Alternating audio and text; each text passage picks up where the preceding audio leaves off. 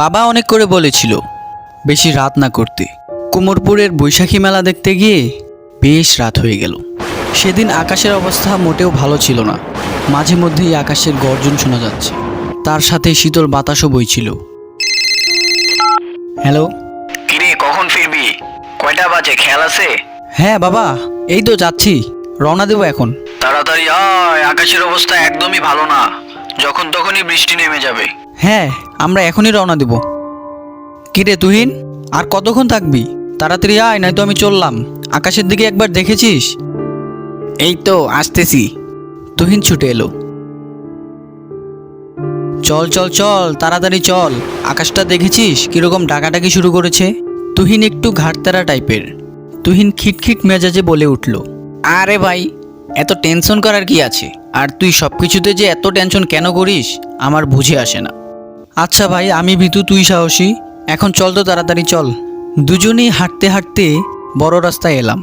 আকাশ খারাপ হওয়ার কারণে রাস্তায় কোনো জনমানব তো নেই, এমনকি কোনো কুকুর বিড়ালেরও দেখা মিলল না।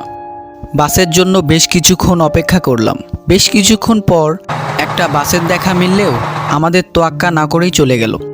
ধুর, কোনো বাসের দেখা পাবো বলে তো আমার মনে হচ্ছে না। এখন তো উপায় ভেবে পাচ্ছি না। চল এখান থেকে হাঁটা লাগাই, না হলে সারা রাত আজ এখানেই থাকতে হবে। আমরা দুজনেই হাঁটা শুরু করলাম।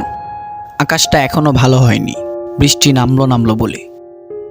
হঠাৎ তুহিন থেমে গিয়ে বলল, এক কাজ করা যায় না? ওই বলাকার রাস্তাটা দিয়ে গেলে তো অনেক শর্টকাট হয়। চল ওই রাস্তাটা দিয়েই যাই, তাহলে তাড়াতাড়ি যেতে পারবো। বৃষ্টি নামার আগেই আমাদের বাসায় পৌঁছাতে হবে। বেশ আতঙ্কিত হয়ে বললাম, না ভাই, ওই দিক দিয়ে যাওয়াটা ঠিক হবে না। কেউ ওই পরিত্যক্ত রাস্তাটা ব্যবহার করে না। শেষে যদি ভুট্টুদের খপ্পরে পড়ি তখন কি হবে? ছি ছি ছি ছি ছি, তুই কি না 2024 সালের ছেলে? তোর মুখে ভূতের নাম, এ সময় দাঁড়িয়ে তুই ভূতে বিশ্বাস করিস? চল তাড়াতাড়ি, বেশি কথা বললে তোকে রেখেই আমি চলে যাব। আমি আর তুহিনের মুখের উপর কিছু বললাম না, এমনিতেই বেশ দেরি হয়ে গেছে। হাঁটতে হাঁটতে বলাকার রাস্তাটা ধরলাম। যেহেতু রাস্তাটা ব্যবহার হয় না, আশেপাশে তেমন আলো নেই। আমরা দুজনেই সাহস করে হাঁটছি। তুহিন একটু সাহসী ছিল, তাই সে সামনে সামনে যাচ্ছিল আর আমি তার পিছনে। এরকম হাঁটতে হাঁটতে বেশ কিছু দূর চলে আসলাম। হঠাৎ আকাশে বজ্রপাত, অঝোর ধারায় বৃষ্টি শুরু হয়ে গেল। আমি ভয়ে ভয়ে তুহিনকে বললাম, এখন কি হবে? কে আর হবে, ভিজে ভিজে যেতে হবে। আমি একটু বিরক্ত হয়ে বললাম, এভাবে ভিজে ভিজে যাওয়া যায় নাকি? এই বৃষ্টির পানি মাথায় পড়লে তো ঠান্ডা লেগে যাবে। তুহিন আর আমার মুখের উপর কিছু বলল না। আমরা একটা গাছের নিচে আশ্রয় নিলাম।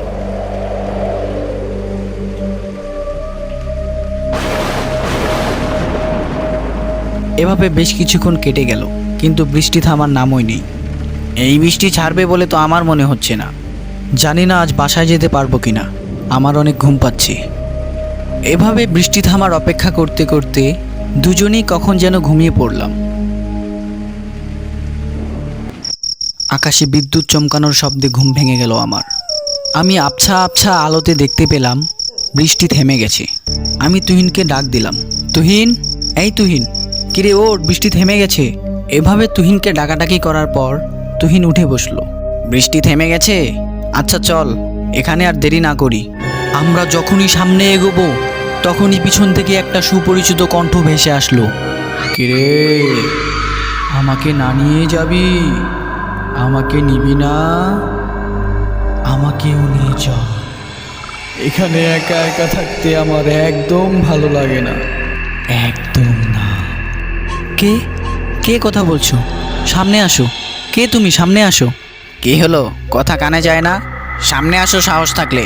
এই কথা বলতে না বলতেই হঠাৎ দেখতে পেলাম গাছের আগালে একটি ঝুলন্ত লাশ।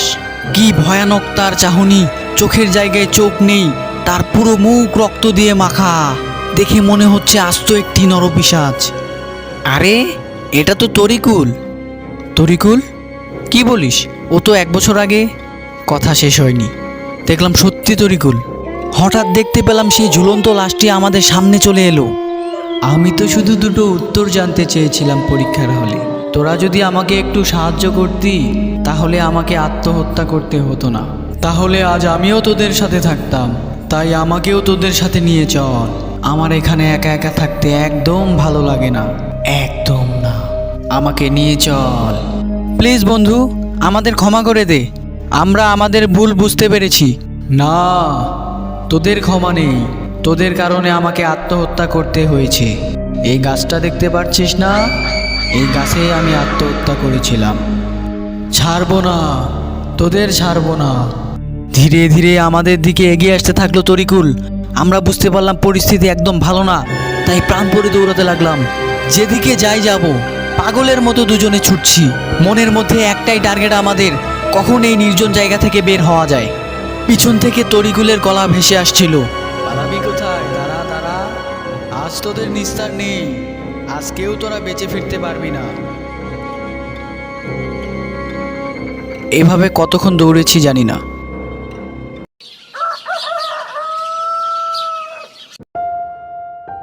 চোখ মেলে দেখলাম আমি আমার বিছানায়। দেখলাম বাবা পাশে বসে আছে। কি ব্যাপার, আমি বাসায় আসলাম কিভাবে? আচ্ছা আগে বলতো, কালকে রাতে তোদের সাথে কি হয়েছিল? গ্রামের লোকজন তোদের দুজনকে বলাকার রাস্তায় পড়ে থাকতে দেখে বাসায় দিয়ে গেছে। তোরা বলাকার রাস্তার শেষ মাথায় পড়েছিলি কেন? আমি বাবাকে সবকিছু খুলে বললাম।